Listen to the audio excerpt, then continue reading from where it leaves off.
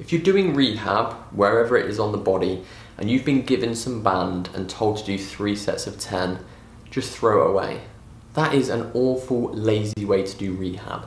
And a band is a really poor tool to do it with. We're going to go through why and what you should be doing instead. First off, 3 sets of 10 is just bad because it completely depends on your response to the exercise, which may be way too easy, or it could be way too hard and make the pain worse. The amount of people I've had say to me they've tried exercise in the past but it didn't work because it made the pain worse, that isn't because the exercise is bad, it was just that the dose was probably too high for them at that time.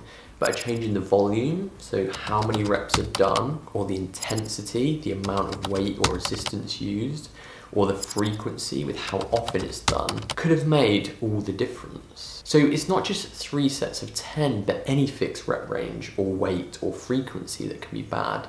It should all depend on your response and be adjusted accordingly. If you have pain during exercises, things need to be reduced. A bit of discomfort is to be expected, but no more than a 3 or 4 out of 10 on the pain scale. You also shouldn't get an increase in symptoms 24 to 48 hours after. Otherwise, again, things need to be reduced. If, however, there's no pain or you're struggling to really feel anything, then things need to be increased in a gradual and measured way, which brings us on to why a band isn't a good tool for this. The big problem is you have no true measure of intensity, which will then affect the volume and reps and sets, and how you progress. Basically, just guessing rather than a structured plan that's needed. Let's say you've been given some external rotation to do for your shoulder pain. Been given a certain colour band, let's say yellow, as it's the lightest, because things are pretty sore. Well, the resistance entirely depends on how much you wrap it around your hand, or how far away you stand from the door. There's just no true measure to be able to do it consistently. So you may do it one day and feel fine, but the next it's increased pain and worsened symptoms, and you have no idea how to progress. Instead, in this instance, what you would be much better doing is a measurable weight.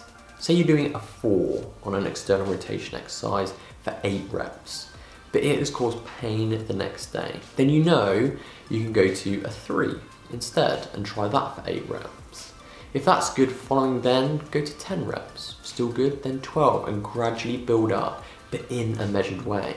You can also use cables which can act in the same way. The force will be different at different parts of the movement, but this is where exercise selection can be tailored, again, depending on your response.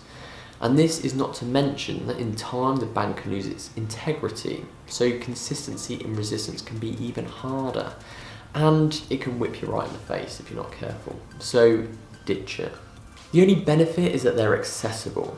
It's not like you're taking a dumbbell around with you in your pocket to whip out some rehab. And it's good to get some load through the muscle and tendon. But you can just use body weight if you want that. So really, it's not even better than nothing. And just do your rehab at home at a structured time in the evening when you can use the same kit. If you don't have dumbbells, get a bottle of water and adjust how many millimeters you're using.